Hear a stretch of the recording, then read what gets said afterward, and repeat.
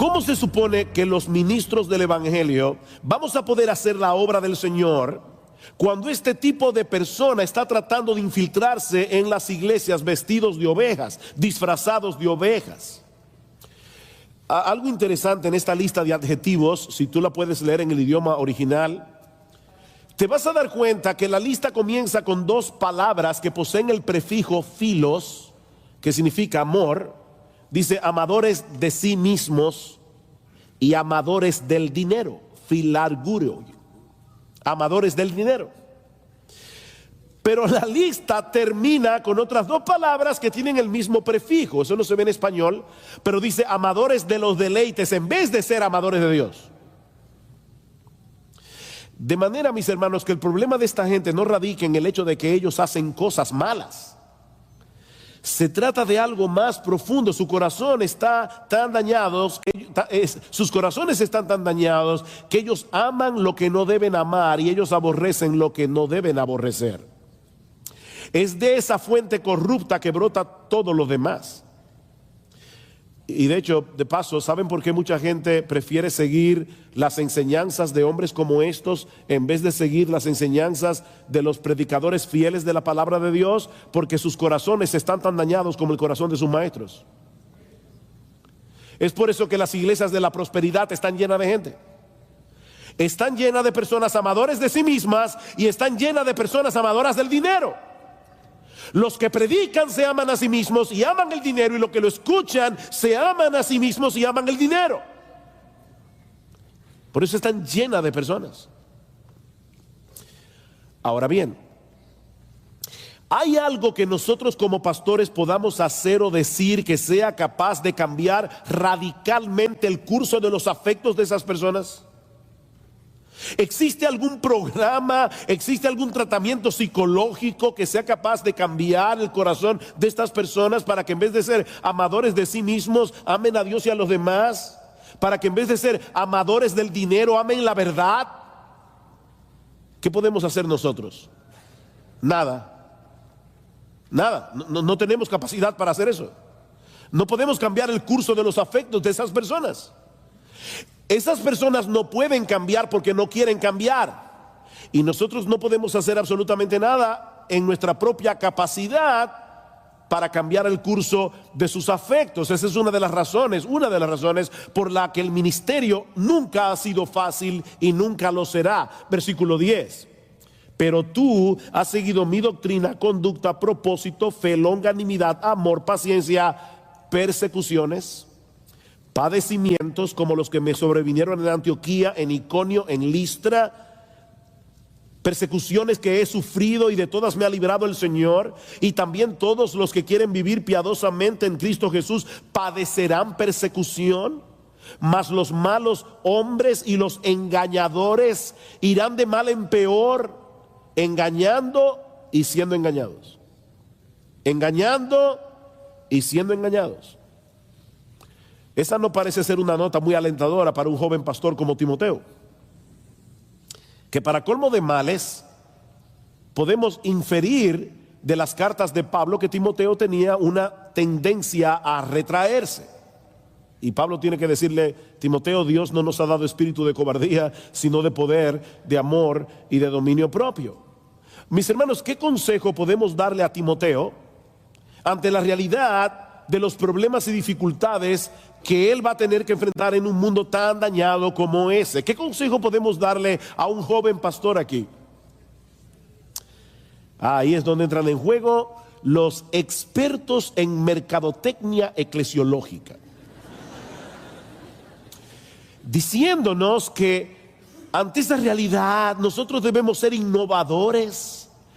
Debemos hacer el esfuerzo de que nuestras iglesias no se vean muy diferentes al mundo que la rodea, para que las personas, los incrédulos, se sientan lo más cómodo posible dentro de ella. Timoteo, si quieres ser relevante a la cultura a tu alrededor, vas a tener que adaptarte a los tiempos. Los hombres del siglo XXI son muy diferentes a los siglos que nos han precedido. Así que, Timoteo, tenemos que ser creativos si queremos alcanzarlos con el evangelio. Eso fue lo que Pablo le dijo a Timoteo, ¿verdad? No, no, ni en español, ni en griego, ni en inglés, no.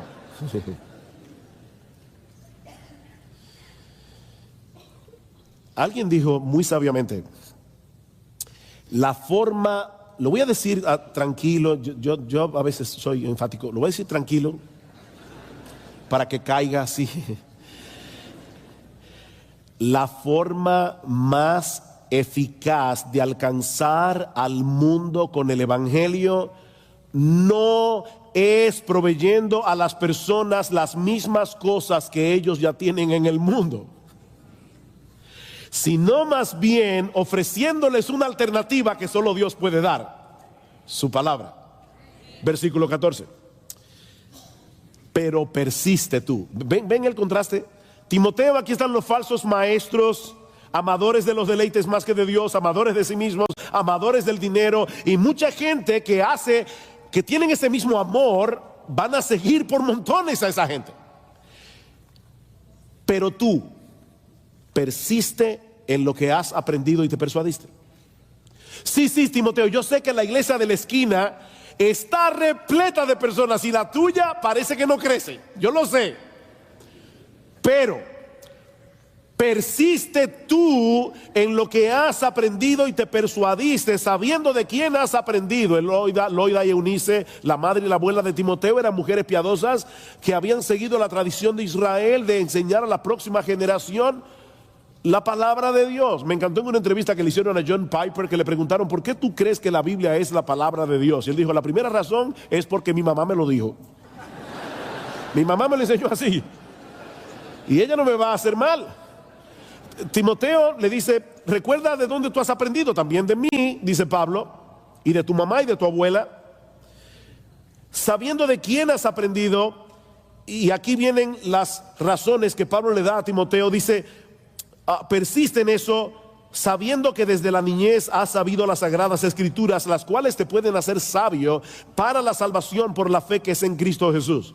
Toda la escritura es inspirada por Dios y útil para enseñar, para redarguir, para corregir, para instruir en justicia, a fin de que el hombre de Dios sea perfecto, enteramente preparado para toda buena obra. Esa es la razón, Timoteo, por la que tú no debes seguir las novedades de los falsos maestros. Vendrán hombres malos, engañadores, que irán de mal en peor, engañando y siendo engañados.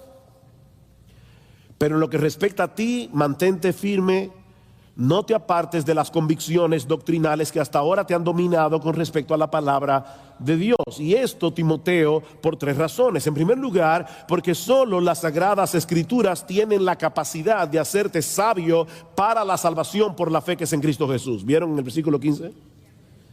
Ningún otro libro del mundo puede hacer eso. La ley de Jehová es perfecta, que convierte el alma. Esas palabras del salmista siguen siendo tan vigentes hoy como cuando fueron escritas hace miles de años atrás. La ley de Jehová sigue siendo perfecta. La ley de Jehová convierte el alma, porque la ley de Jehová nos lleva a la fe que es en Cristo Jesús. En segundo lugar, Timoteo, debe mantenerte firme por el origen de la palabra. Toda la escritura es inspirada por Dios. Es la palabra de Dios que viene con el poder y la autoridad de Dios, como vimos ya.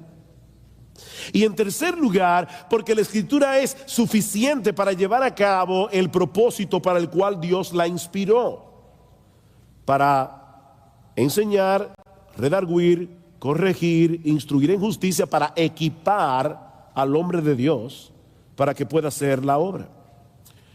Lo que Pablo está diciendo aquí es muy similar a lo que dice el profeta Isaías 55, porque como desciende de los cielos la lluvia y la nieve y no vuelve allá, sino que riega la tierra y la hace germinar y producir y da semilla al que siembra y pan al que come, así será mi palabra que sale de mi boca. No volverá a mí vacía, sino que hará lo que yo quiero y será prosperada en aquello para lo que le envíe.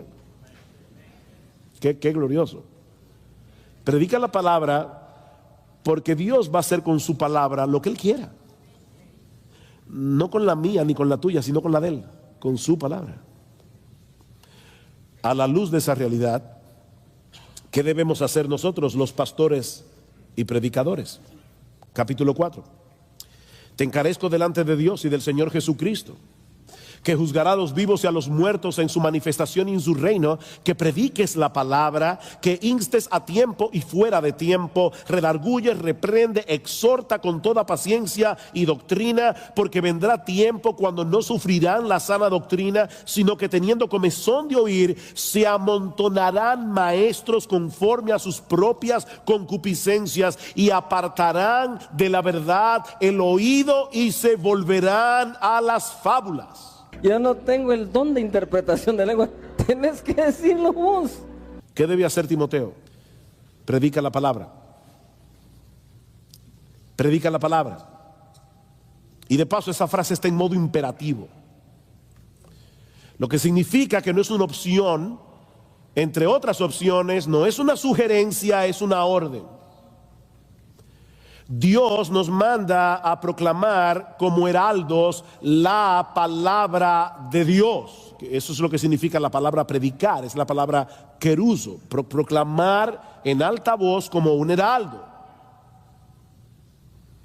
En los tiempos antiguos, los heraldos iban por las calles anunciando en alta voz la victoria de un rey, las nuevas políticas de un nuevo gobierno o la llegada del emperador. Bueno, eso es exactamente lo que nosotros debemos hacer como predicadores cristianos. Debemos predicar fielmente la palabra para dar a conocer la victoria del Rey Jesús. Es lo primero. Él venció en la cruz, como vimos ayer. Debemos anunciar como heraldos las políticas de su gobierno. Arrepiéntete, cree, vive en santidad, todo lo que dice el Nuevo Testamento. Y anunciar como heraldos la realidad de su segunda venida.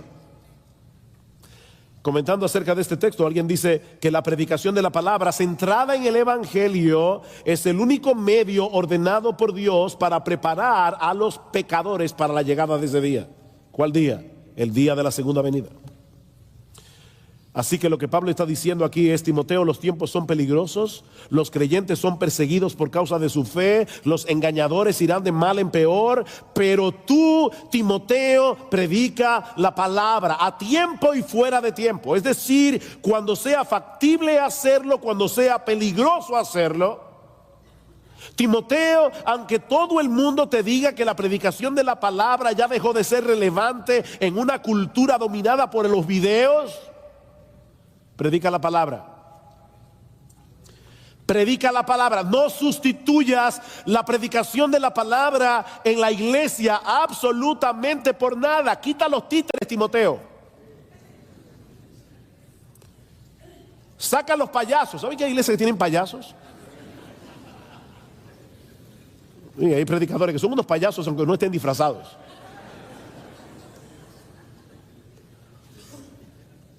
Una vez oí a un siervo de Dios diciendo: no se puede ser profeta y payaso al mismo tiempo.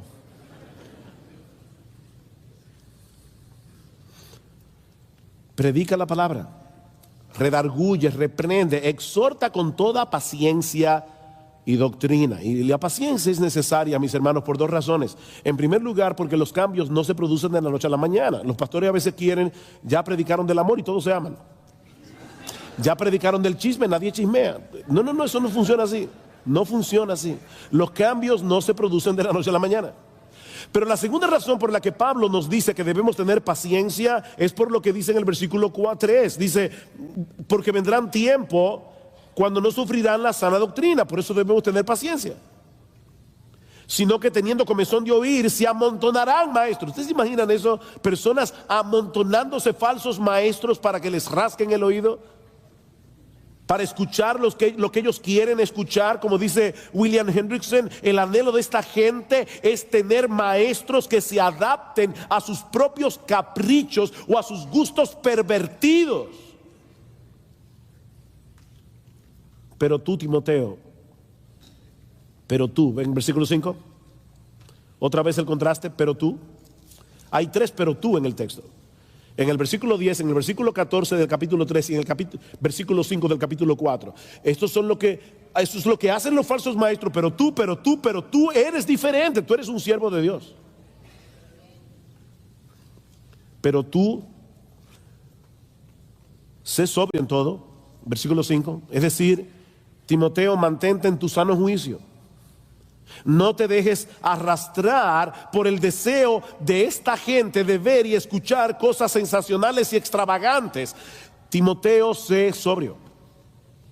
Sé sobrio. Segundo lugar, soporta las aflicciones. Soporta las aflicciones. Recuerda que todos los que quieran vivir piadosamente en Cristo Jesús padecerán persecución, y eso incluye a los que persisten en predicar la palabra cuando la gente no quiere oír la palabra. Haz obra de evangelista en la iglesia y fuera de la iglesia. Comparte el evangelio con los perdidos. Cumple tu ministerio. ¿Cómo? Entre otras cosas, procurando con diligencia presentarse delante de Dios aprobado como un obrero que no tiene de qué avergonzarse, que traza bien la palabra de verdad, y en segundo lugar, predicando la palabra. Cumple tu ministerio. Mis hermanos, ¿cuáles son los argumentos que hemos usado hoy aquí para defender el por qué las iglesias deben recuperar la predicación expositiva? En primer lugar, porque es a través de su palabra que Dios manifiesta su poder, su autoridad y su presencia especial en el mundo. Y en segundo lugar, porque Dios nos ordena que prediquemos su palabra. Si la gente quiere oír, predica la palabra. Si la gente no quiere oír, predica la palabra. Mis hermanos, podemos llenar las iglesias haciendo muchas cosas entretenidas, pero no veremos a un solo pecador pasar de muerte a vida a menos que la palabra de Dios resuene con poder en medio del valle de los huesos secos. Solo la palabra puede hacer eso. Pastor, que estás aquí en esta mañana, si tú quieres la bendición de Dios sobre tu ministerio, entonces predica la palabra a tiempo y fuera de tiempo. Al final de cuentas, lo que el Señor evaluará de tu ministerio en aquel día no es el número de personas que vengan a escucharte cada domingo, no es la cantidad de sermones reproducidos en YouTube. ¿Quién es pues el siervo fiel y prudente al cual puso su Señor sobre su casa para que les dé el alimento a tiempo? Mateo 24, 45, 46. Bienaventurado aquel siervo que cuando su Señor venga le haya haciendo así. ¿Haciendo qué? Dándole a su pueblo el alimento de su palabra a tiempo y fuera de tiempo.